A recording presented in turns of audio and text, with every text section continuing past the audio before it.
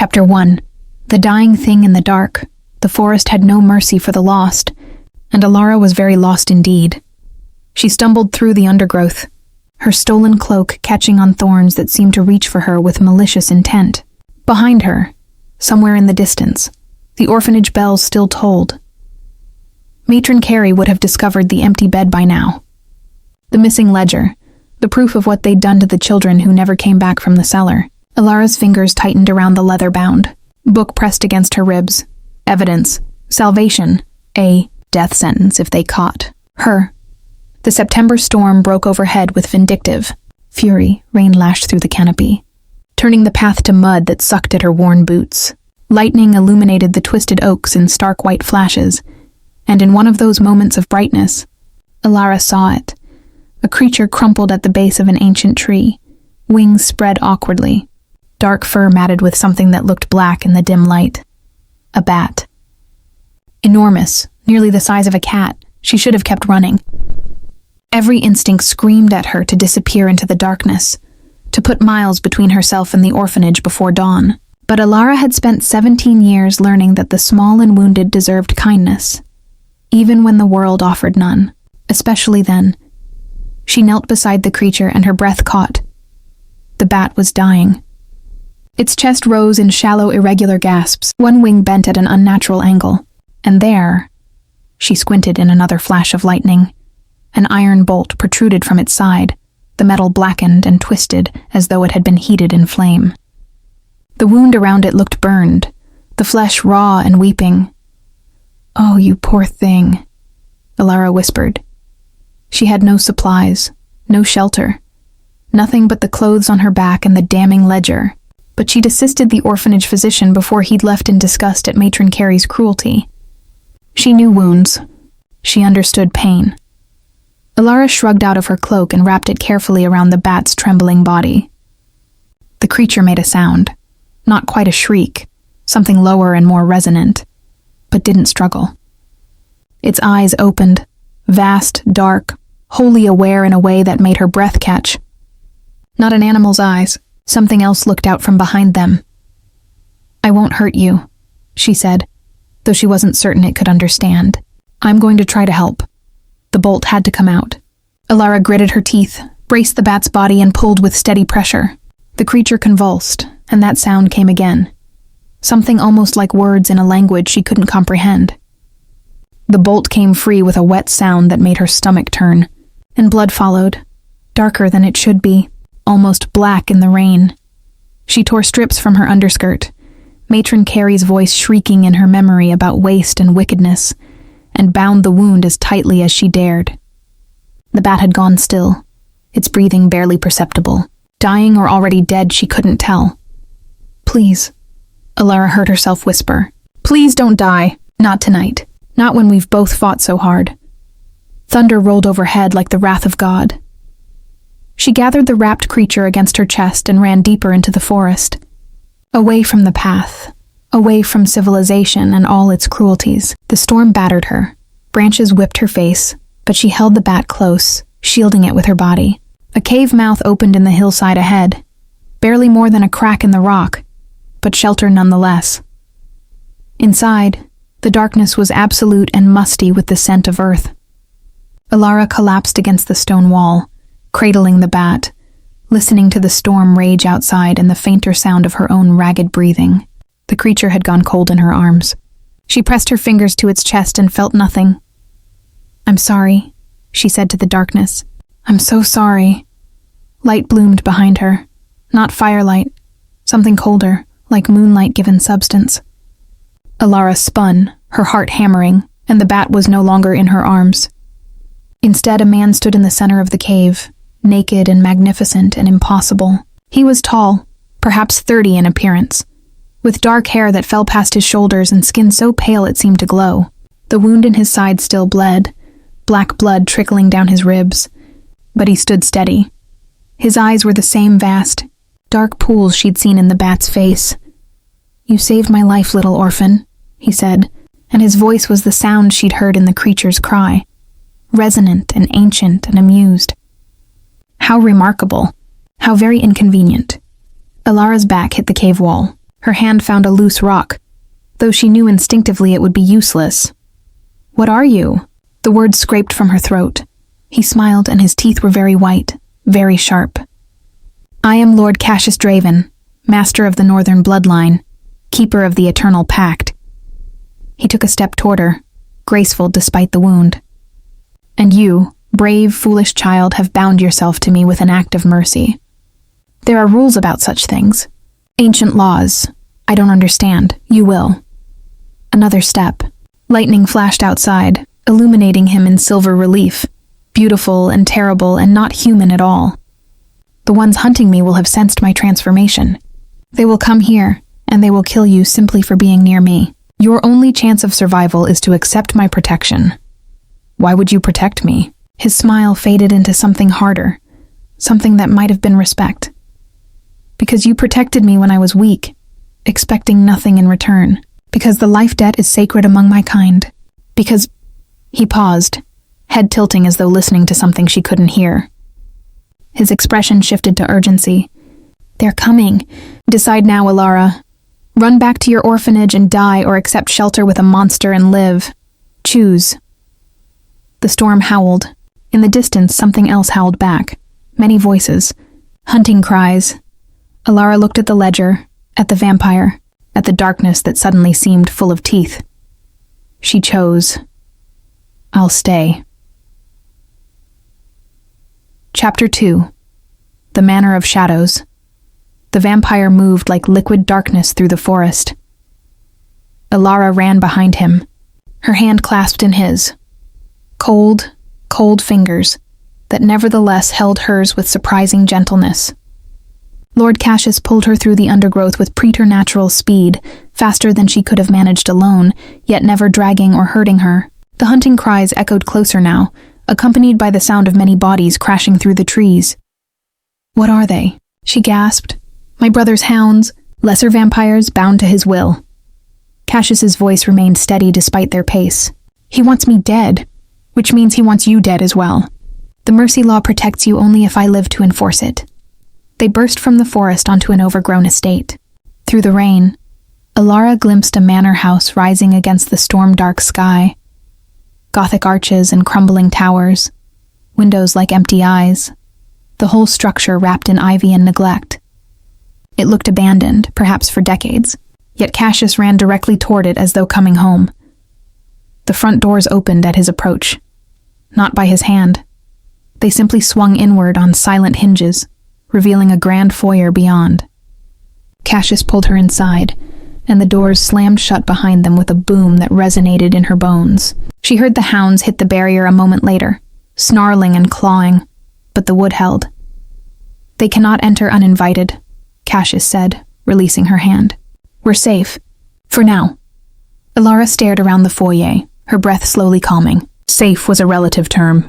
Candlelight bloomed throughout the space, dozens of candles igniting spontaneously in their sconces, driving back the darkness. The manor's interior was surprisingly intact. Black marble floors, a sweeping staircase, portraits in heavy frames watching from the walls. But dust covered everything, and the air tasted stale, as though no living thing had breathed here in a very long time. "You live here?" Her voice echoed in the vast space. "I existed here. There's a difference." Cassius moved toward the staircase, and Alara noticed he still wore nothing. She quickly averted her eyes, heat flooding her cheeks despite everything. He noticed and laughed, a warm sound that didn't match the monster who'd stood in the cave. "Wait here. I'll find clothes and see to your comfort." He vanished up the stairs with inhuman speed. Alara stood alone in the candlelit foyer, hugging herself against the cold that seemed to emanate from the very stones. The portraits watched her with stern, aristocratic faces, generations of the same dark-haired, pale-featured lineage. All those eyes tracking her movement, she turned away and noticed a door standing ajar beneath the staircase. Curiosity pulled her toward it. Beyond lay a library, a vast room lined floor to ceiling with books. More books than she'd ever imagined could exist in one place. Her breath caught. At the orphanage, they'd had perhaps 20 volumes, all religious texts or moral instruction. This was a treasure beyond price. She stepped inside, drawn like a moth to flame, her fingers trailing over leather spines embossed with gold. "You like books." She spun. Cassius stood in the doorway, now dressed in dark trousers and a white shirt that hung open at the collar. The wound in his side had stopped bleeding, though the flesh still looked raw. He watched her with those fathomless eyes, and she couldn't read his expression. "I'm sorry. I shouldn't have. You saved my life. That grants you freedom of this house, and everything in it." He entered the library, moving to a sideboard where crystal decanters stood. "Wine? Or something stronger?" "You've had a difficult night. I don't drink spirits. A pity. I find they help with the impossible." He poured amber liquid into a glass anyway, and held it out. "Humor me. You're shaking," she was. Ilara accepted the glass with trembling fingers and took a careful sip. Fire burned down her throat, but warmth followed. She took another sip, then met his gaze. "Tell me what you are." "Truly." Cassius settled into a leather chair with boneless grace, gesturing for her to sit opposite. She did, perching on the edge of the seat, ready to run though she had nowhere to go. "I am vampire," he said simply. "One of the old blood, turned 237 years ago by a creature far older still. I require blood to survive. Human blood, though I can subsist on animal for short periods. Sunlight is poison. Holy symbols are uncomfortable, and I am functionally immortal, barring violence or catastrophic injury. Like an iron bolt," Ilara said quietly. "Yes, iron forged in blessed fire, specifically." His mouth twisted. "My brother Constantine has employed hunters who know such secrets. He wishes to claim my territory, my bloodline, my place as Lord of the Northern House. And tonight, he very nearly succeeded." "Why were you a bat?" "Transformation is one of our gifts. Most vampires can manage only rats or wolves. But Pride flickered across his features. "I am old enough, powerful enough to take the form of a bat. It allows me to travel unseen, to hunt without alarming prey. Tonight I used it to escape Constantine's ambush. I would have died in that forest if you hadn't found me." The candles flickered, casting dancing shadows across his face. In that light, he looked both young and impossibly ancient, beautiful and monstrous. Ilara gripped her glass tighter. "And now? Now you are bound to me by the mercy law. It is one of our oldest rules. A life saved demands a life protected. Constantine cannot touch you without violating sacred law, bringing the wrath of all the vampire houses upon him." Cassius leaned forward, elbows on his knees. "But that protection only extends as far as my power. If he kills me, you die with me. Do you understand? You're saying I can't leave." "I'm saying you can leave, but you'll be dead within hours." His voice softened. "I'm sorry, Ilara. You showed mercy and I've trapped you. The universe has a cruel sense of irony." The hunting cries rose outside again, closer now, circling the manor. Ilara stood and walked to the window, peering through rain-streaked glass at the shapes moving in the darkness. Not quite human, not quite wolf, something in between. "They won't stop," she said. "No, Constantine wants what I have too badly." She turned to face him. "Then we'll have to make sure you survive." Something flickered in Cassius's eyes. Surprise, perhaps, or the beginning of respect. "You're very brave for an orphan girl." "I'm very tired of being helpless," Ilara corrected. She finished the wine, set down the glass. "And I'm very good at surviving. Now show me this house's defenses. If we're going to live through this, I need to understand what we're working with." Cassius smiled, genuinely this time, sharp teeth glinting. "As you wish, my unexpected savior." Chapter 3. Blood and Truth Dawn came without sunlight. Ilara woke in a bedroom that smelled of lavender and dust, wrapped in silk sheets that had once been white, but had yellowed with age. She lay still for a moment, disoriented, before memory crashed back. The forest, the bat, the vampire lord who'd brought her to this decaying manor. She sat up quickly, half expecting to find it all a nightmare born of exhaustion and fear. But the room was real, ornate and Gothic, with heavy curtains blocking the windows and candles burning in their sconces despite the hour. Her mud-stained dress had been replaced with a nightgown of antique lace, and she had no memory of changing. That thought sent heat rushing to her face. A knock sounded at the door. "Enter!" she called, pulling the sheets higher. Cassius stepped inside, carrying a tray laden with bread, cheese, fruit, and a pot of tea that steamed invitingly. He'd dressed formally in dark trousers and a jacket, his hair tied back, looking every inch the lord his title claimed. The wound in his side showed no trace beneath the clothing. "You heal fast," Elara observed. "One of the benefits of vampirism. By tonight, it will be completely gone." He set the tray on the bedside table. "Eat. We have much to discuss, and you'll need your strength." "Where did the food come from?" "This place looks abandoned." "It is. I had it brought from the village." At her alarmed expression, he added, "By human servants who believe they work for an eccentric nobleman. They leave the supplies in the gatehouse and depart before sunset." "It's been my arrangement for decades." Elara reached for the tea, grateful for the warmth. "How long have you lived here alone?" "Existed here," he corrected again, settling into a chair by the empty hearth. 20 years, give or take. After my maker died, I inherited her territories and responsibilities. This manor was her favorite refuge. It suited my needs. Isolated, defensible, forgotten by the world. Lonely. Something flickered across his face. Acknowledgement, perhaps, or pain. "Yes, but loneliness is preferable to the politics of vampire society. My kind are..." He paused, choosing words carefully. "We are predators, Elara, even among ourselves. Trust is rare, and affection rarer still. Most relationships are transactions of power and blood." She bit into an apple, considering this. The fruit tasted impossibly sweet after months of orphanage gruel. "Is that why your brother wants you dead? Power? Partially. But there's more." Cassius leaned back, candlelight playing across his features. "Among vampires, there exists an artifact called the Sanguine Crown. It's said to be forged from the crystallized blood of the first vampire, imbued with the power to command any of our kind. Legends claim it grants its wearer absolute authority over all vampire houses. And you have it. I know where it's hidden, yes. My maker entrusted me with its location before she died. She feared what would happen if someone like Constantine obtained it.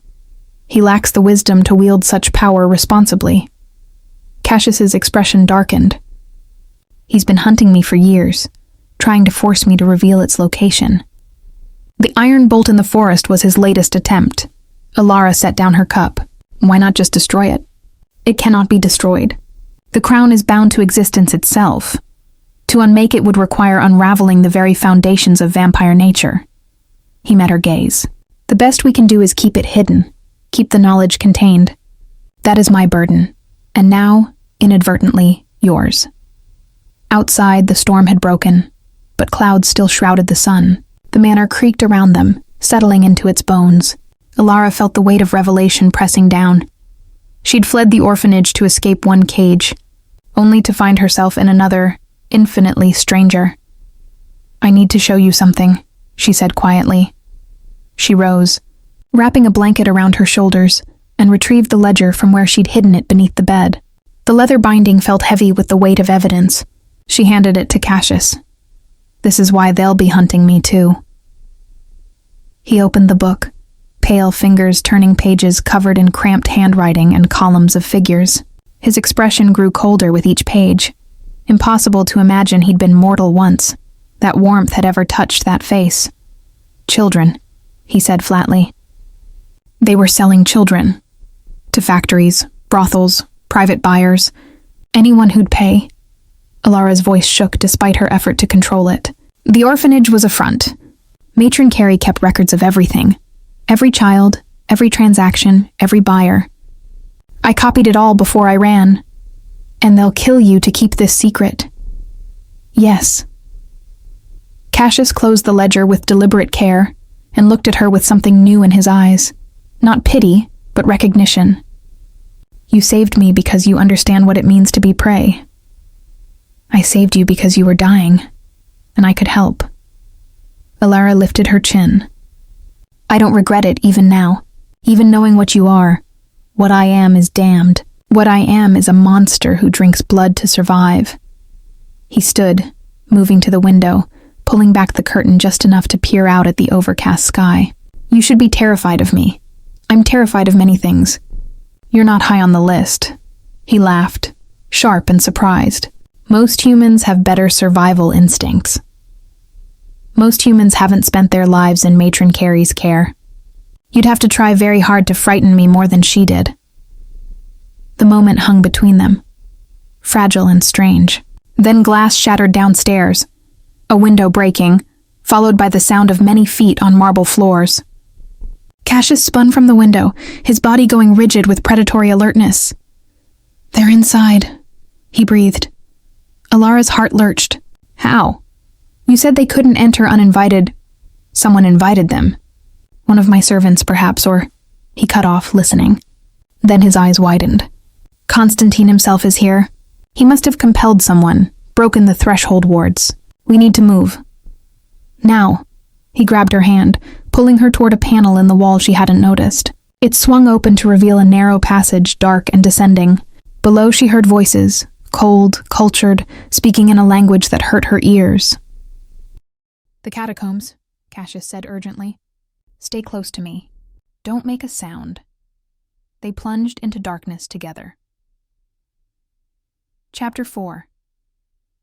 Beneath the earth, the catacombs smelled of death and centuries. Alara pressed close to Cassius as they navigated tunnels carved from living rock, his hand an anchor in the absolute darkness. She couldn't see even an inch before her face, but he moved with confidence, pulling her around corners and down stairs she sensed rather than saw. Behind them she heard footsteps echoing, many sets, moving with purpose. "How far do these tunnels go?" she whispered. "Miles. They connect to the old plague crypts beneath the village, and beyond that to passages even I haven't fully explored." His voice was barely audible, but Constantine knows these tunnels too. He was turned by the same maker, learned the same secrets. We can't simply outrun him. Then we need to outsmart him. She felt rather than saw his approval in the dark. They emerged into a wider chamber, and here faint phosphorescence glowed from minerals in the walls, barely enough to see by. But after the pitch black, it felt like daylight. The space was circular, perhaps 40 feet across, with multiple tunnel mouths opening into darkness. Bones-lined alcoves carved into the walls, ancient dead, stacked with geometric precision. Cassius released her hand and moved to the chamber's center, where a stone altar stood. His fingers traced symbols carved into its surface. This was a sanctuary once before my kind claimed it, consecrated ground, though the blessing has long since faded. He looked up at the ceiling, where more symbols spiraled outward. But the protections remain after a fashion. Blood magic works differently here. Footsteps echoed from one of the tunnels. Closer now. "Cassius, brother mine." The voice that drifted from the darkness was smooth as silk and cold as winter. "I can smell you, and I can smell the human girl. Such an interesting development. You've never been one for pets." From the largest tunnel mouth, figures emerged. The vampire leading them looked like Cassius's reflection in a corrupted mirror. Same dark hair, same pale beauty, but where Cassius's features held a kind of weary nobility, this creature wore cruelty like a crown. He dressed in crimson velvet, and his smile revealed fangs longer and sharper than any she'd seen. Constantine Draven. It could be no one else. Behind him came 6 other vampires, all dressed in the livery of his house, black and red, like arterial blood. They fanned out, blocking the exits, moving with coordinated grace that spoke of hunting as a pack. "Leave the girl alone," Cassius said quietly. "Your quarrel is with me." "Oh, but she's so much more interesting than I anticipated." Constantine's gaze fixed on Alara with predatory interest. "An orphan who saved your life. How very inconvenient for you. The mercy law binds you now. If I kill her, I kill your honor, and a vampire without honor is nothing. If you harm her, every house in the Covenant will hunt you." "Will they?" Constantine circled the altar, his movements liquid and hypnotic. "I think they'll be too busy serving their new king. Once I have the sanguine crown, the old laws mean nothing. I will rewrite them in blood." Cassius shifted position, placing himself between Alara and his brother. "I will never tell you where it is. No. But she will." It happened too fast for Alara to follow. Constantine lunged, not at Cassius, but at her, moving faster than thought. Cassius intercepted him mid-strike, and the two vampires collided with force that shook the chamber. They broke apart, circling each other, and Alara saw blood on Cassius's face, a long gash from temple to jaw, already healing. "Still quick, brother," Constantine purred. "But wounded. That iron bolt did more damage than you want to admit. I can smell the poison still in your blood. I'm strong enough to end you. Are you? Let's test that theory." The other vampires closed in, and Alara realized with sick certainty that Cassius couldn't fight them all. Not weakened, not protecting her. She backed toward the altar, her mind racing through options, and her hand brushed the ledger still tucked in the blanket around her shoulders. An idea sparked. Desperate, possibly suicidal. "Stop." Her voice cracked through the chamber like a whip. Everyone froze. Constantine turned toward her, amusement dancing in his eyes. "The little orphan speaks. How delightful. What could you possibly say that interests me, girl?" Alara pulled out the ledger and held it up. "I have evidence that could destroy everyone who abused me. Names, transactions, buyers, all the powerful people who preyed on orphans. I was planning to take it to the authorities." She met Constantine's gaze, forcing her voice steady. "But I'll trade it to you instead. For our lives." Cassius made a strangled sound. "Alara, no— Shut up," she said, not looking at him. To Constantine. "That ledger contains the names of nobility, merchants, even clergy. People with secrets worth killing for. People with power in the mortal world. That's valuable to you, isn't it? Leverage over humans?" Constantine's expression shifted, greed warring with suspicion. "What makes you think I care about mortal politics?" "Because vampires exist in the shadows. Because you need humans to look the other way, to provide cover, to serve as shields against exposure." She took a breath. "These names could give you that. Blackmail material on dozens of influential people. All I ask is that you let us go." Silence stretched in the chamber. Cassius remained tense beside her, ready to fight, but she could feel his uncertainty. Constantine studied the ledger like a cat watching a mouse. "Show me," he said finally. Alara opened the book, her hands remarkably steady, and read several names aloud, each one accompanied by their crimes, meticulously documented. She watched recognition flicker across Constantine's face. He knew some of these people, understood their value. "Interesting," he murmured. "Very interesting indeed. Perhaps you're more useful alive than dead, little orphan?" His smile widened. "But I think I'll take both. The ledger and the crown's location." "Kill them!" The vampire soldiers lunged. Cassius shoved Alara behind the altar and met them head-on. The chamber exploded into violence. Too fast, too brutal for her to track. She saw Cassius tear the throat from one vampire, saw another's head separate from its body in a spray of black blood. But there were too many, and he was wounded, and one of them got through. Pain exploded in Alara's shoulder as fangs sank deep. She screamed, dropping the ledger, and the vampire pulled her away from the altar, drinking deep. The world tilted, grayed at the edges. She heard Cassius roar in fury, felt the vampire's grip suddenly loosen as he was torn away. Then Cassius was there, cradling her, his face ashen. "No, no, no," he breathed. "Alara, stay with me. The ledger," she gasped. "Don't let him—" But Constantine already had it, tucking it into his jacket with satisfaction. The remaining vampires had retreated, carrying their dead. He regarded Cassius with something like pity. "She's dying, brother. Vampire venom in her bloodstream. You know what that means. She has perhaps an hour before the transformation begins, or death claims her." He moved toward the tunnel. "Consider it a gift. You can watch her die, or you can turn her and damn her soul. Either way, you lose. And when grief makes you weak, I'll return for the crown." He vanished into the darkness, taking his soldiers with him. Alara's vision swam. She felt cold, so cold, and Cassius's face above her seemed to shimmer like a reflection on water. "Don't leave me," she whispered.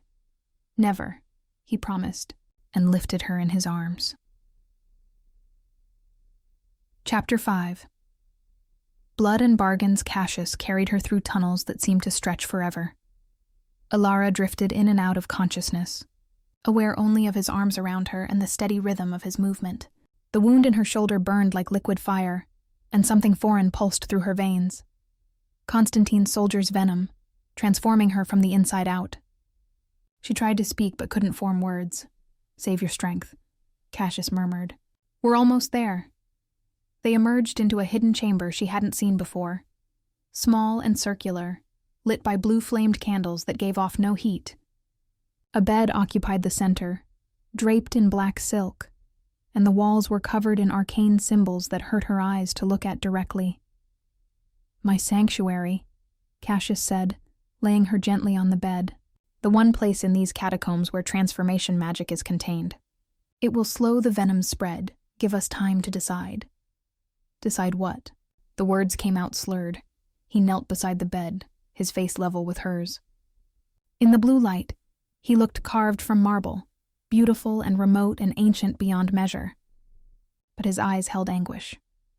"Whether you wish to live as vampire or die as human." His hand found hers, cold fingers threading through her own. "The venom is already changing you.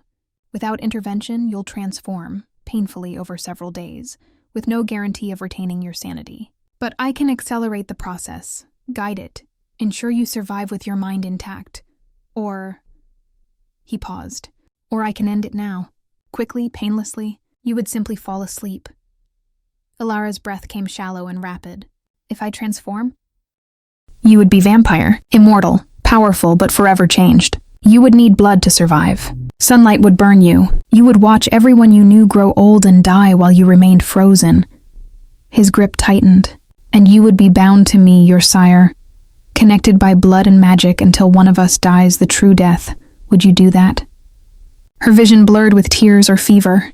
"Turn me? If you asked me to, yes. The mercy law demands I protect you. But Ilara..." His voice cracked, the first sign of weakness she'd heard from him. "I have lived 237 years. I have seen empires rise and fall, watched countless mortals age and crumble to dust. It is the loneliest existence imaginable. I would not wish this curse on anyone, least of all someone who showed me kindness." The chamber seemed to pulse around them, and Ilara felt the venom spreading. Not just pain now, but something else. Hunger. A terrible, gnawing emptiness that had nothing to do with food. She gasped, and Cassius's expression shifted to alarm. "It's starting faster than I thought." "The transformation. Constantine's bloodline is old, virulent. We have less time than I hoped." He stood, pacing. "You need to decide. Now." "I don't want to die," Ilara whispered. "Then you'll transform. But understand what that means. You'll need to feed within hours of waking. Human blood, preferably, though animal will suffice in desperation. You'll be tied to me politically. My responsibility, my liability. Other vampires will see you as a weakness to exploit."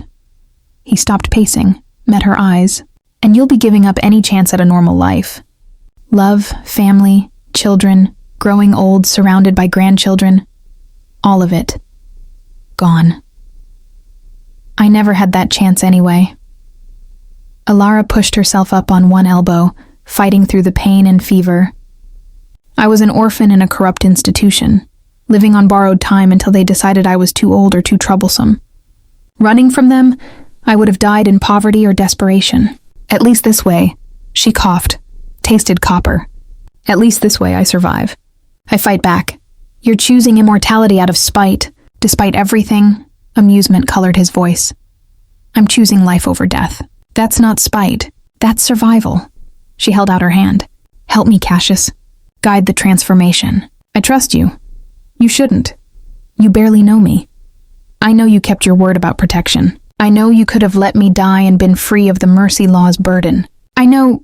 The pain spiked, stealing her breath. "Please. I'm afraid and it hurts. And I don't want to die alone in the dark." Something shifted in Cassius's expression, the mask of the ancient lord cracking to reveal the man beneath. He returned to her side, sitting on the bed's edge, and gathered her into his arms with surprising gentleness. "You won't be alone," he promised. "I'll stay with you through every moment. But Ilara, you need to understand. To complete the transformation properly, to ensure you retain your humanity, you need to drink from me. My blood, given willingly, will bind you to my bloodline and anchor your soul. What do I do? Bite here. He tilted his head, exposing the pale column of his throat. Don't be afraid to bite hard. I'll heal. Alara stared at his neck, at the visible pulse beneath his skin. Did vampires have heartbeats? She didn't know. The hunger inside her surged, responding to the offered blood, and her teeth ached in a way they never had before. I don't know if I can stop, she admitted. I'll make sure you do. His hand cupped the back of her head. Trust me, as I'm trusting you. She struck. The moment her teeth, sharper now, she realized, broke his skin, the world exploded into sensation. His blood was nothing like she'd imagined, cold but electric, tasting of midnight and storms and ancient things that had no names. Power flooded through her, driving back the pain, filling the terrible emptiness. She drank deeply, desperately, and felt the transformation accelerate under the influence of his bloodline. Cassius made a sound, not quite pain, something more complex. His hand tightened in her hair. Enough, he said softly. Alara, enough, she couldn't stop. The hunger was too great, the blood too satisfying. She felt him weakening in her arms and still couldn't release him. Then his other hand found her face, tilting it up, and his voice cut through the frenzy with command. Stop. Now. She fell back, gasping, her mouth stained with his blood. Cassius slumped beside her, paler than before, but alive. Alive and watching her with eyes that held understanding. Well done, he murmured. Most fledglings can't stop on command. I almost killed you, but you didn't. He smiled, tired but genuine. Sleep now. The transformation will finish while you rest. When you wake, you'll be vampire, my blood daughter, bound to the northern house. His hand found hers again. And whatever comes, we'll face it together. Alara felt exhaustion pulling her under, but she fought it long enough to whisper, Thank you. No, thank you. He brushed hair from her face. You saved me when I was dying in the forest. You continue to save me still. Darkness claimed her, and she fell into dreams of flight and blood, and a future written in shadows. Chapter 6. The awakening Alara woke to a world transformed. Everything was sharper. The texture of the silk sheets beneath her, the sound of water dripping somewhere in the catacombs, the scent of old stone and older magic. She opened her eyes and could see perfectly in the darkness, as though the blue candles blazed with the intensity of the sun. Each detail stood in crystalline relief. The grain of wood in the door, the individual threads in the tapestries, the dancing shadows that before had been merely darkness. Extraordinary, isn't it? Cassius's voice came from the corner of the chamber, where he sat in a high-backed chair like a throne. The world through vampire senses. You'll grow accustomed to it. Learn to filter the overwhelming detail. But for now, simply marvel. Alara sat up slowly, testing her body. The wound in her shoulder had vanished, leaving only smooth skin. Her limbs felt strong, coiled with a power she'd never possessed. And the hunger, it was still there, a low, constant awareness, but no longer the desperate agony of the transformation. How long was I asleep? 3 days. Longer than usual, but your transformation was guided and strong. You should be grateful. Most fledglings wake mad with bloodlust. He rose, moving toward the bed with his characteristic grace. How do you feel? Different. Cold. Powerful. She looked down at her hands. They appeared the same, but when she flexed her fingers, she felt the strength in them. Hungry, but not unbearably so. Good. That means the binding took properly. You're tied to my bloodline now, which gives you certain advantages. He offered his hand. Come, let me show you what you've become. She took his hand. His skin no longer felt cold to her, merely neutral, and let him lead her to a mirror that hung on the far wall. Alara approached it cautiously, half afraid of what she'd see. Her reflection showed a stranger. Still herself, but refined. Her skin had taken on the vampiric pallor, luminous rather than sickly. Her hair seemed darker, glossier. Her eyes remained the same brown, but now they held an inner light, predatory and aware, and when she smiled tentatively, she saw her canines had lengthened to delicate points, shorter than Cassius's, but unmistakably vampire. "I'm beautiful," she whispered, surprised. "You always were." The transformation simply reveals what was hidden. Cassius stood behind her, both of them reflected in the glass. But beauty is the least of the changes. "Try this. Hold out your hand, palm up, and imagine flame." "What?" "Just try it." Alara extended her hand and thought of fire, of warmth and light and dancing sparks. For a moment, nothing happened. Then, blue flame, cold and ethereal, bloomed in her palm without heat or fuel. She gasped, nearly dropping it, but the fire remained steady. "Blood magic," Cassius explained. "All vampires possess it to varying degrees, tied to our bloodline and age. As my blood daughter, you inherit some of my capabilities. The cold fire is one. What else can you do? That depends on your nature, your will, what you bring to the transformation." Alara closed her hand, and the flame extinguished. "What else should I know? The rules that govern you now." He moved to a table where wine and glasses waited. She could smell the wine, identify its vintage, and region with clarity that startled her. He poured 2 glasses and handed her one. "You need blood to survive. Once a week is sufficient for fledglings. Older vampires can go longer. Human blood is preferable, but I take mine from willing donors in the village. Payment in coin, and a light compulsion ensures they don't remember clearly and suffer no lasting harm." "You don't kill?" "Not if I can help it. Killing draws attention, makes enemies, and the blood tastes sour with terror." He sipped his wine. "Sunlight will burn you. Not immediately, but prolonged exposure means death. Holy symbols cause discomfort but aren't fatal. Running water weakens us temporarily. Silver is poisonous, and iron forged in blessed fire, as you witnessed, can wound us grievously." Alara absorbed this, filing away each rule. "And Constantine? What happens now?" Cassius's expression darkened. "He has your ledger, which gives him leverage over powerful mortals. And he's hunting the Sanguine Crown more aggressively than ever. Your transformation has made you even more valuable to him.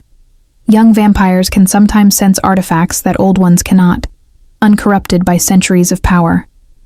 He'll come for us again. Then we need to move first. Against Constantine?" He laughed bitterly. "He commands 50 vampires in his house, all older and stronger than you. And my own house—" He cut off, looking away. "What about your house?" "I no longer have one." "Not really." His jaw tightened. "After my maker died, those who served her scattered. Some joined other houses, some went into exile. I remained here alone, maintaining the territorial claim, but not the political apparatus. I'm powerful enough individually that other houses leave me alone, but I lack the numbers to challenge Constantine directly." Alara considered this. "So we're 2 vampires against 50. "Yes. Then we'll need to be smarter, not stronger." She set down her wine glass. "You said I might be able to sense the crown. And I have something Constantine doesn't. A mortal's recent perspective, understanding of human institutions and leverage. We can use that." Cassius studied her with something like wonder. "Most fledglings spend their first months in mindless hunger and confusion. You're planning strategy. I spent my life surviving on cleverness because I had no power. Now I have power." She met his gaze steadily. "And I have you. If we work together, truly together, as partners rather than sire and fledgling, we might have a chance." "Partners." He tested the word. "No vampire I've known in 2 centuries has offered me partnership. Only service or enmity, then I'm the first. Do you accept?" Silence stretched between them, heavy with possibility. Then Cassius smiled, genuine and warm and almost human, and extended his hand. "I accept. Alara, partners in this dangerous game." She clasped his hand, and something sparked between them. Not magic, but something equally powerful. Understanding, trust, the beginning of something neither could name. "Now," she said, releasing his hand, "teach me to fight. If Constantine's soldiers return, I refuse to be helpless. As you wish." He led her to a training chamber deeper in the catacombs, where weapons lined the walls, swords, stakes, crossbows with silver-tipped bolts. For hours, he drilled her in the basics of vampire combat, how to move with supernatural speed, how to use her strength without losing control, how to sense other vampires approaching. Alara proved a quick study. Her mortal poverty had taught her to watch, to learn, to adapt quickly. Now, combined with vampiric abilities, those skills became formidable. She wouldn't be master warrior in days, but she could defend herself. That was enough. Between bouts, they talked. "Tell me about your maker," Ilara said during a rest. Cassius lowered his sword. Her name was Lysandra. She found me dying of plague in 1788. I was a physician's apprentice, treating the sick until I became sick myself. She offered me immortality in exchange for service. 20 years, she said, and then I would be free. Was she kind? She was complex. Cruel at times, generous at others. She taught me everything about vampire society, blood magic, survival, and when my service ended, she kept her word. I've been free ever since. Do you miss her? Sometimes. Mostly I miss having purpose beyond mere existence. He looked at her. Until now. Their eyes held, and Alara felt something shift in the space between them. Awareness, attraction, the recognition of kindred spirits forged through trauma and choice. Cassius broke the gaze first, clearing his throat. "Again," he said, raising his sword. "This time, try to disarm me." She lunged and he parried, and they danced through the ancient chamber, two vampires learning to trust, learning to fight as one. And when she finally succeeded in knocking his weapon away, landing lightly and laughing with exhilaration, he smiled. "Partners indeed," he murmured. Outside, far above, the sun set on another day. In the darkness of the catacombs, two vampires prepared for war. Chapter 7. The journey beyond shadows. They left the manor 3 nights after Alara's awakening. Cassius had spent the intervening time teaching her to hunt. They traveled to the village under cover of darkness, where Alara learned to select willing donors, to drink just enough without causing harm, to weave the light compulsion that ensured discretion. The first time she tasted human blood freely given, she understood why Cassius preferred it. The flavor was richer, sweeter, untainted by fear, but they couldn't hide forever. "Constantine will have spies watching the manor," Cassius explained as they packed supplies into leather satchels. "We need to reach the Obsidian Sanctum before he does. It's the only place that holds records of the Sanguine Crown's true hiding place. My maker encoded the location in a ritual that requires both blood and specific knowledge to unlock." "Where is this sanctum?" 2 days' journey north, through the Blackwood Forest and into the mountains beyond. "It's dangerous territory. Rogue vampires, feral werewolves, and worse things claim those lands." He buckled a sword around his waist. "We'll travel at night, rest during day in whatever shelter we find." Ilara secured her own blade, an elegant rapier Cassius had given her, perfectly balanced for her new strength. "I'm ready." They departed through the catacombs' northern exit, emerging into forest that stood dark and ancient beneath the new moon. Alara moved through the trees with ease now, her vampire senses tracking every sound and scent. Cassius ran beside her, matching her pace, and she marveled at how natural this felt. The speed, the power, the connection to shadow and night. "Tell me about the sanctum," she said as they ran. It was built by the first vampires, those who claimed direct descent from the progenitor, a repository of knowledge, artifacts, and forbidden magic. His voice carried easily despite their speed. "My maker served as one of its guardians. When she died, that responsibility passed to me, but I haven't visited in 20 years. I feared leading Constantine there. And now? Now we have no choice. He has your ledger, which means he has influence over mortal authorities. He'll use that to flush us out, make us visible. Our only advantage is finding the crown first and using it to command his surrender." "You'd actually use it? I thought you said it was too dangerous." "It is, but desperate times demand desperate measures." He leapt over a fallen log, landing silently. "And I trust you to keep me from becoming the very thing I despise."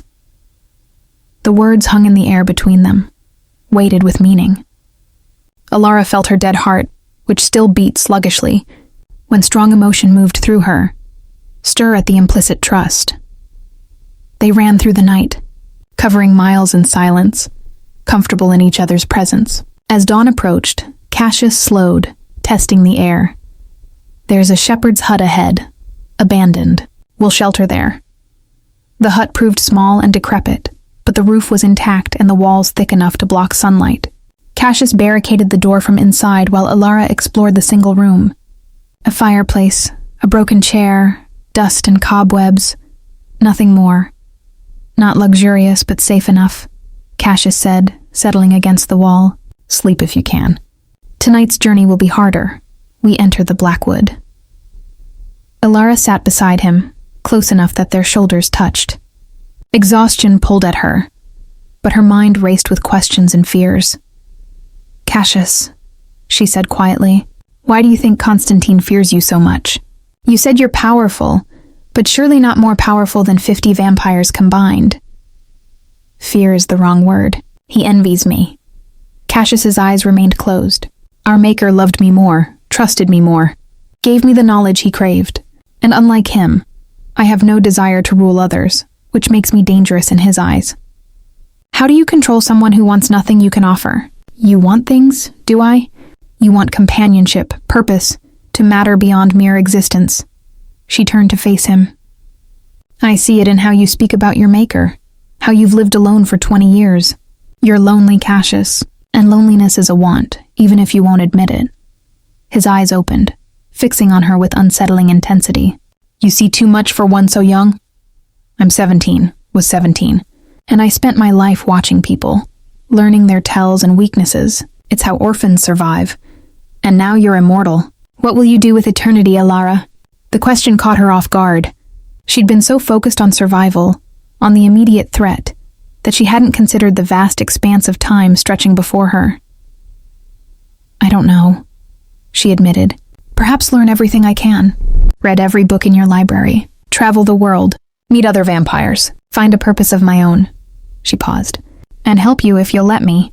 Partners, remember? Partners, he echoed softly. Outside, the sun rose beyond the thick walls. Inside, 2 vampires sat in comfortable shadow, shoulders touching, neither speaking, but both acutely aware of the other's presence. The moment stretched, fragile and precious. I'm not afraid of you, Alara said finally. I know I should be. You're a predator, ancient and powerful, but when I look at you, I see someone who saved me as much as I saved him. Someone who could have turned me and abandoned me but stayed. Someone who treats me as an equal despite centuries of difference. Alara, let me finish. She met his gaze. I don't know what this is between us. Sire bond? Friendship? Something else? But I know it matters. You matter, and I'll fight beside you against Constantine, against anyone, because you gave me a choice when no one else ever did. Cassius was quiet for a long moment. Then his hand found hers in the dim light, threading their fingers together. You terrify me, he said simply. Not because of your power or your cleverness, but because in 3 days, you've made me feel more human than I have in 2 centuries. And if I lose you to Constantine's ambitions or my own failures, I don't know if I'll survive the grief. Then don't lose me. I'll try. I promise you, I'll try.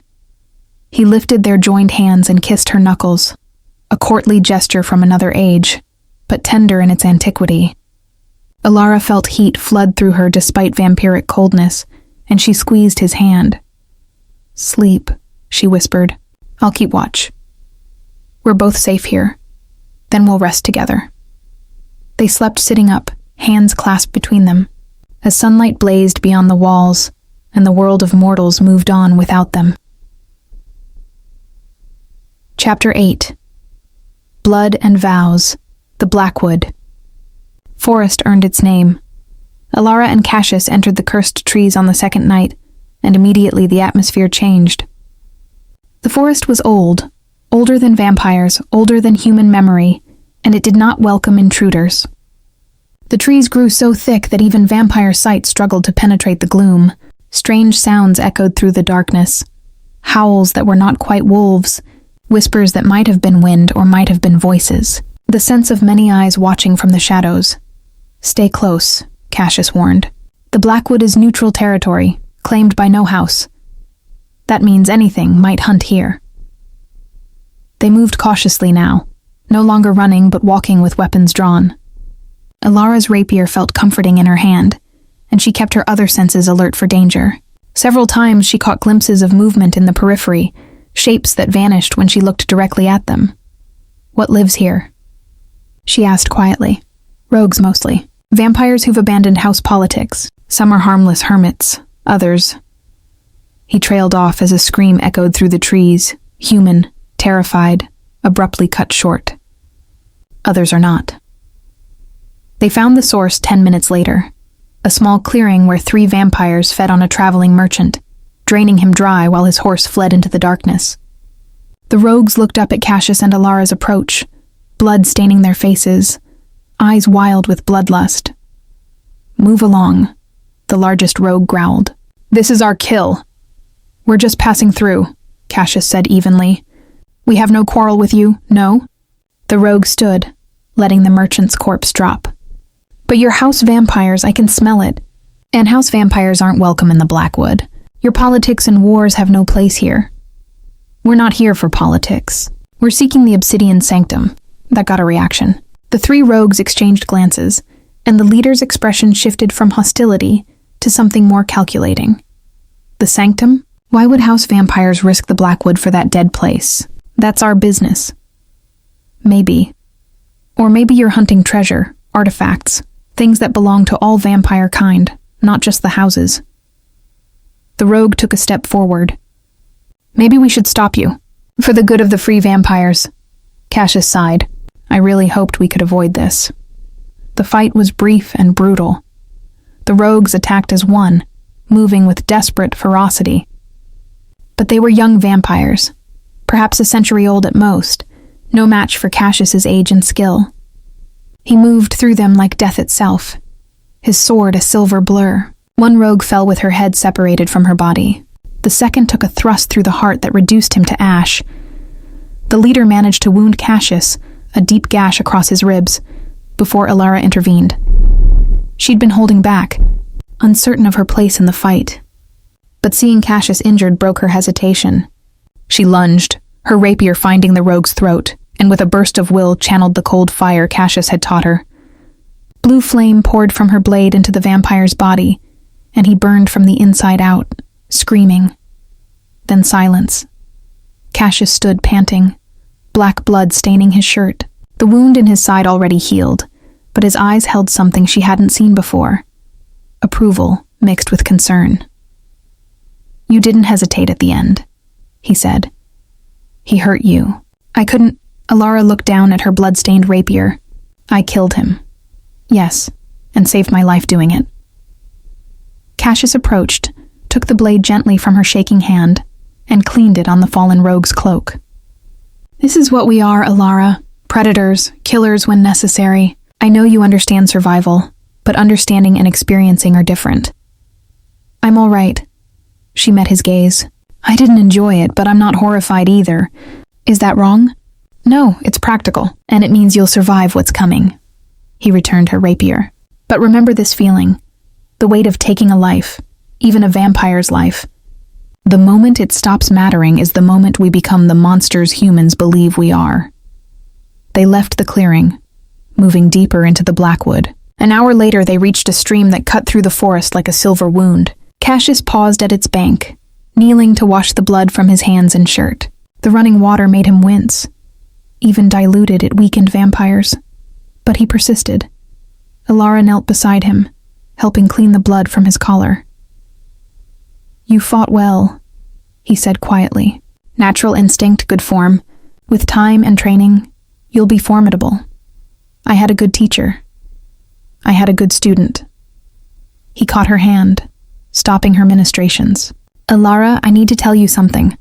Before we reach the sanctum, before whatever happens with Constantine, I need you to understand what you mean to me." Her breath caught. "Cassius, let me speak, please."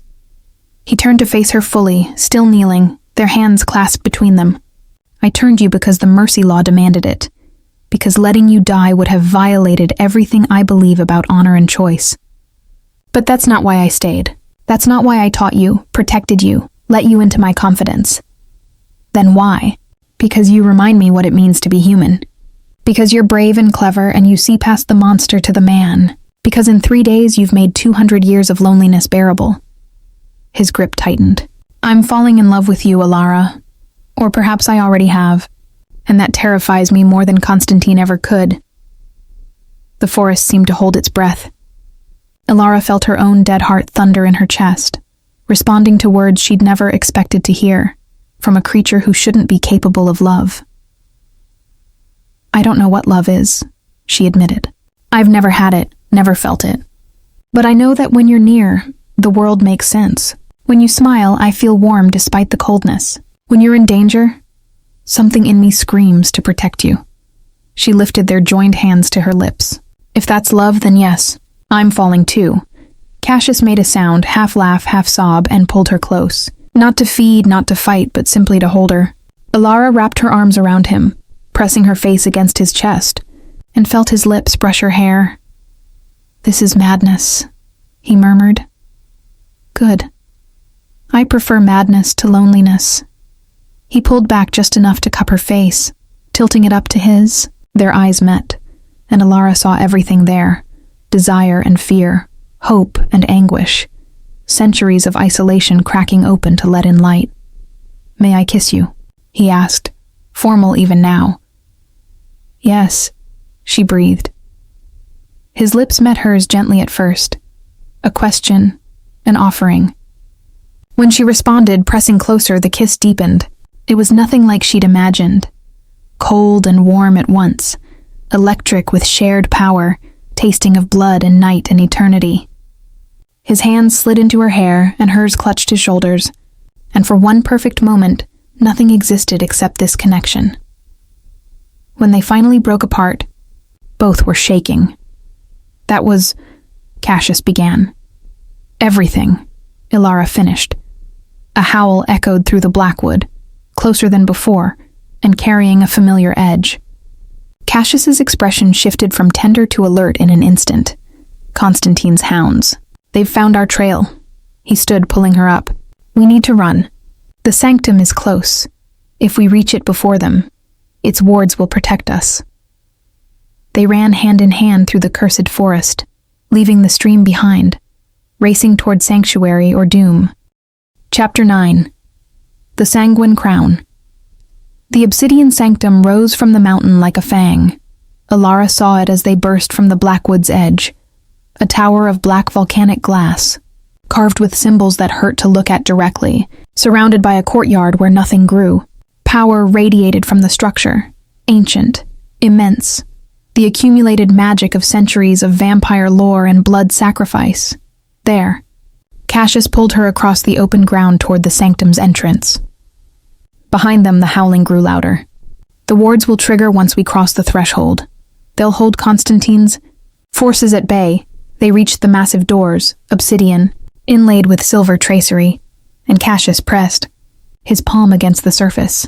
The metal flared white-hot for a moment, and Alara smelled burning flesh. He didn't flinch. The doors swung open with a grinding sound like bones breaking. They stumbled inside, and the doors slammed shut. Outside, something hit the barrier with tremendous force. The entire tower shook, but the doors held. Through the obsidian, translucent up close, Alara saw shapes massing in the courtyard.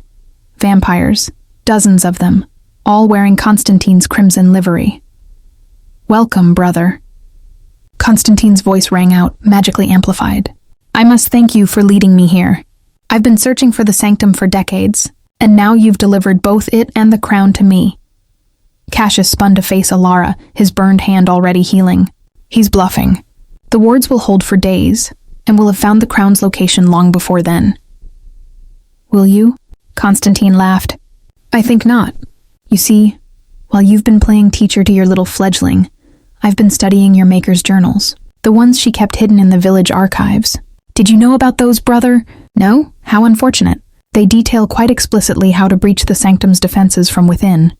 Ice ran through Alara's veins. What does he mean? Cassius's expression had gone pale. Lysandra kept backup records.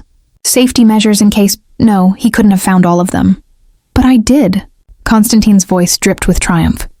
And I learned something fascinating. The sanctum requires blood sacrifice to maintain its wards, ancient vampire blood specifically. Your maker's blood, renewed annually. When was the last time you performed the ritual, dear brother? 20 years ago? 25? Cassius closed his eyes. The wards are failing. That's why he waited to attack. He knew we'd trap ourselves. As if in response, cracks appeared in the obsidian doors. Silver tracery began to tarnish and flake. The massive structure groaned like a living thing in pain. We need to find the crown, Alara said urgently. Now, before they break through, if you have it, you can command them to stop. The ritual. Forget the ritual. Where is it? Cassius snapped into action, grabbing her hand and pulling her deeper into the sanctum. They ran through corridors lined with vampire artifacts, ancient weapons, bottles of preserved blood, manuscripts written in languages Alara didn't recognize. The tower seemed to spiral endlessly upward, each level holding more treasures and more darkness. The crown is at the apex, Cassius explained as they climbed, sealed in a chamber that requires specific blood to open. Mine and my maker's, mixed. But she's dead, so use mine. Alara skidded to a stop on a landing. I'm your blood daughter. Your blood is my blood. Maybe that's enough. It's never been tested. Then we test it now. They burst into the top chamber, a circular room with a domed ceiling, all of it carved from single piece of obsidian. In the center, on a pedestal of bone, sat a glass case, and within the case, resting on red velvet, was the sanguine crown. It was smaller than Alara expected, a delicate circlet of crystallized blood, dark red and translucent, seeming to pulse with internal light. Looking at it made her hunger stir, made her want to touch it, claim it, command with it. Don't stare too long, Cassius warned. It calls to vampire nature, tempts us with the power it offers. He approached the case and drew his knife, slicing his palm. Black blood welled up. He looked at Alara. Your choice. We try this together, or we make our stand without the crown. Alara drew her own blade and cut her palm without hesitation. Their blood mingled as they pressed their hands to the case's seal. 2 vampire bloodlines, sire and daughter, offered in unity. For a moment, nothing happened. Then the glass exploded outward in a shower of fragments. The crown rose from its cushion, hovering in the air, pulsing with crimson light. Power flooded the chamber, so much power that Alara fell to her knees, overwhelmed. Take it, Cassius said through gritted teeth. You're younger, less corrupted by centuries of violence. The crown will listen to you better than to me. Cassius, no. Do it. Alara reached up with shaking hands and grasped the sanguine crown. The world exploded into blood and fire and the screaming of thousands of vampires across centuries. She felt them all. Every vampire who'd ever lived, a vast network of consciousness and hunger and power. And she understood. The crown didn't just command vampires. It connected to them, made the wearer part of a hive mind that spanned the globe. Below, the sanctum's doors shattered. Alara heard Constantine's forces flooding in, rushing up the stairs, coming for them with murder in their hearts. She felt Constantine himself, his mind brushing against hers through the crown's connection. Surprise, fury, fear. Stop, she commanded, and her voice was amplified through the crown, carrying to every vampire in the sanctum. They stopped. Every single one of them froze mid-step, compelled by the crown's authority. Alara felt their rage, their struggle against her will, but the crown held firm. She was connected to them now, could sense their thoughts and loyalties and fears. Constantine appeared in the doorway, fighting against the compulsion with visible strain. You don't know what you're doing. I know exactly what I'm doing. Alara stood, the crown sitting on her brow, and she felt power thrumming through her veins. I'm ending this. You will withdraw your forces. You will swear blood oath to never harm Cassius or pursue the crown again, and you will return the ledger you stole from me. I refuse. You will obey. The crown flared and Constantine screamed. He fell to his knees, clutching his head, and Alara felt his will breaking under the weight of her command. Part of her recoiled at the cruelty, but she pushed the feeling aside. This was necessary. This was survival. Swear! The words tore from Constantine's throat. Blood oath. No harm. Never pursue. Say it properly. I, Constantine Draven, swear upon my blood and name to never harm Cassius Draven or Alara, his blood daughter, and to abandon all pursuit of the sanguine crown. May the covenant consume me if I break this oath.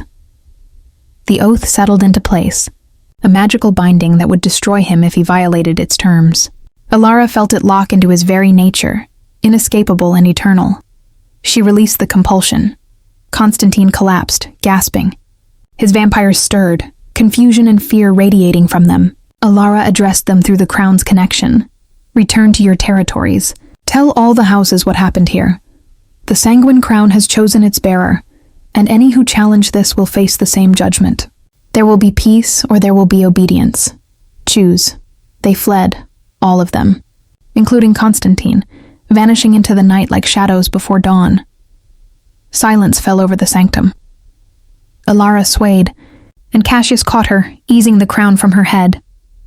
The moment it left her brow, the connection severed, and she gasped at the sudden absence, like losing a limb, like going deaf, like being alone after hearing thousands of voices. It's done, Cassius said softly, holding her. You saved us.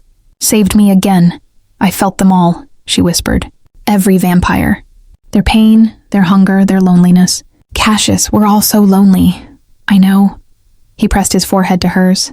But not us. Not anymore. They stood together in the ruined sanctum as dawn approached outside. Two vampires who'd found in each other what centuries of immortality had denied them. Companionship, understanding, love. Chapter 10. Immortal Dawn. 3 months passed like a dream of blood and stars. Alara stood in the manor's renovated library, running her fingers along book spines as she'd done that first night, but now everything was different. The manor had been cleaned, restored, filled with life again, or the vampire equivalent of life. Servants came and went, maintaining the grounds and keeping the household running. Cassius had begun rebuilding his house, carefully selecting vampires who valued honor over power, creating something new from the ashes of his maker's legacy. And Alara had found her purpose. The last of the children have been relocated, she said, as Cassius entered, carrying a letter sealed with red wax. The authorities raided the orphanage yesterday. Matron Carey and her accomplices are in custody, awaiting trial. Your ledger made that possible. Even without the original, the copies you'd hidden in the village proved sufficient evidence. He handed her the letter. This arrived from the magistrate. It seems they want to thank their anonymous benefactor. Alara broke the seal and scanned the contents. The gratitude was effusive, the descriptions of Matron Carey's arrest satisfying. She'd used Constantine's returned ledger, delivered by a cowed vampire messenger, to expose the entire operation, ensuring the children she'd left behind would find safety and justice. Good, she said simply, tucking the letter into her desk. What about the crown? Secured in the sanctum, under new wards that require both our blood to breach. No single vampire can claim it now. Cassius moved behind her, his hand settling on her shoulders. You changed everything that night, Alara. Not just by wielding the crown, but by showing mercy even when you held absolute power. Other houses have sent emissaries, seeking alliance, wanting to learn your philosophy. It's not my philosophy. It's just basic decency, which is revolutionary among vampires.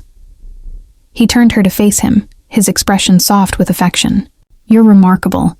In 3 months, you've accomplished what I couldn't in 2 centuries. You've made them believe we can be more than monsters. Alara reached up, cupping his face. We are more than monsters. You taught me that. You could have been cruel, possessive, controlling. Instead, you treated me as an equal, gave me choice and agency. That's not monstrous, Cassius. That's love. Is it love? He smiled, teasing. Or am I simply enchanted by a beautiful, brilliant vampire who saved my life? Can it be both? He kissed her then, pulling her close, and Alara melted into his embrace. The kiss was familiar now, but no less electric. Every touch still sent sparks through her. Every whispered endearment made her dead heart sing. They'd taken their relationship slowly, learning each other with patience and care. building something that felt solid and real despite their immortal nature. When they finally broke apart, Cassius rested his forehead against hers. "I have something to ask you," he said quietly. "Something important. Ask. You've been vampire for 3 months, long enough to understand what immortality means, to taste both its gifts and its costs, long enough to make an informed choice." He pulled back slightly, meeting her eyes. "I want you to choose this life deliberately, not because the transformation forced it upon you, not because you had no other option, but because you want it, because you want me, this existence, everything it entails." Alara studied his face, the face she'd come to know better than her own. Beautiful and ancient and vulnerable in this moment. "I already chose," she said. "I chose when I decided to stay with you in the cave. I chose when I drank your blood during the transformation. I choose again now, and I'll choose every night for eternity. You're certain? There's still time to—" "Cassius." She pressed a finger to his lips, silencing him. "I spent 17 years without choice, without agency, without hope. You gave me all 3. This life, our life, is the first thing I've ever truly chosen for myself. And I choose you, immortality and all." His eyes shone with emotion, as close to tears as a vampire could come. "Then I have something for you." He pulled a small box from his jacket and opened it. Inside rested 2 rings, delicate bands of intertwined silver and iron, forged together despite their opposing natures. The symbolism wasn't lost on Alara. She was silver to his iron, or perhaps both of them were both metals, transformed by fire into something stronger. In vampire society, we mark partnerships with blood oaths and political alliances, but I want something more with you, something that acknowledges not just our supernatural bond, but our human hearts. He took 1 ring and held it out. "Alara, will you be my partner in all things? My equal, my companion, my love for as long as forever lasts?" "Yes," the word came without hesitation. 1,000 times, yes." He slipped the ring onto her finger, and she took the second ring, placing it on his. The metal was cool against her skin, but it felt right, a visible symbol of invisible bonds. "We'll have to be careful," Cassius said, though his smile contradicted the warning. "Vampire partnerships are scrutinized, judged, used for political leverage. Our union will make us targets. Let them target us. We have the Sanguine Crown's authority, a growing house of honorable vampires, and each other." Alara laced her fingers through his. "Besides, I learned something wearing the crown. We're not as alone as we think. There are others like us out there, vampires who want peace, who value mercy, who choose life over mere existence. We can find them, gather them, build something new. A revolution of mercy." Cassius laughed. "Who would have thought? Someone who saved a dying bat in the forest and discovered he was the most powerful vampire lord." Alara pulled him toward the door. "Come. I want to show you something." She led him through the manor and out into the gardens, where night bloomed with stars and possibility. In the 3 months since her transformation, she'd worked on restoring these grounds, clearing the overgrowth, replanting flower beds, creating beauty from neglect. Now roses bloomed in impossible abundance, their petals dark red like blood, their thorns sharp as vampire teeth. "I thought we could make this a sanctuary," Alara explained, gesturing to the gardens. "Not just for us, but for any vampire who needs refuge from house politics and power games.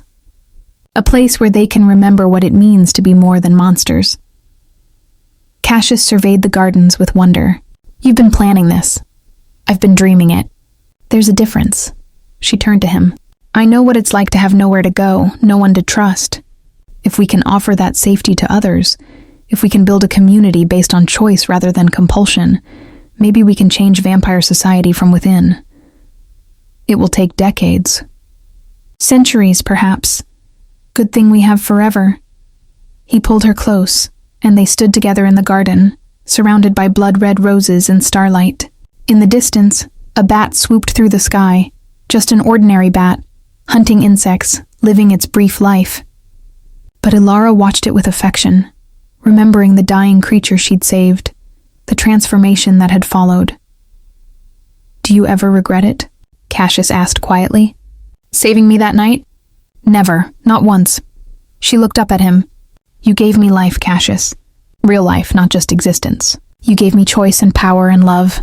I spent 17 years as an orphan, forgotten and used. Now I'm vampire, partner to a lord, builder of sanctuaries. How could I regret that? Even knowing you'll never see sunrise again? Never grow old? Never have children or a normal human life? I never had those things anyway. And what I have now, she gestured to the gardens, the manor, the night itself. This is so much more than I ever dreamed possible. Cassius kissed her forehead, her cheeks, finally her lips. Then we'll build this dream together. A sanctuary for lost vampires, a house based on honor, a life worth living for eternity. Starting tonight, starting now. They walked back to the manor hand in hand, two vampires who'd found in each other what centuries and mortality had denied them. Purpose, partnership, love. Behind them, the blood-red roses swayed in the wind. And somewhere in the darkness, a bat cried out, hunting, living, surviving. Just as they would forever and always, epilogue, 10 years later, the sanctuary had grown beyond their wildest hopes. Dozens of vampires called the manor home. Artists, scholars, warriors, all united by a shared belief that immortality meant more than hunger and violence. The gardens had expanded into a vast estate, where roses bloomed eternally, and lost vampires found refuge. Alara stood in the library she'd rebuilt, surrounded by thousands of books and the quiet scratch of quills as vampire scholars worked on manuscripts. Cassius appeared in the doorway, carrying a small bundle wrapped in a blanket. Another refugee, he said softly. Fledgling, badly wounded, found dying in the Blackwood. Alara approached, pulling back the blanket to reveal a young vampire, barely transformed, with a wound from blessed iron in their side. They looked up at her with desperate, fearful eyes. You're safe now, Alara promised. We'll help you heal. We'll teach you to survive. You're not alone anymore. The fledgling began to cry, tears of relief, of hope, of second chances. And in that moment, Alara understood. This was why she'd saved a dying bat in the forest. Not just for her own salvation, but for all the salvations that would follow. She and Cassius had built something precious from the ruins of their pasts. A sanctuary, a family, a future. She looked at Cassius, who smiled at her with love and pride, and she smiled back. Forever wasn't so frightening when you faced it with someone who understood you. Forever could even be beautiful.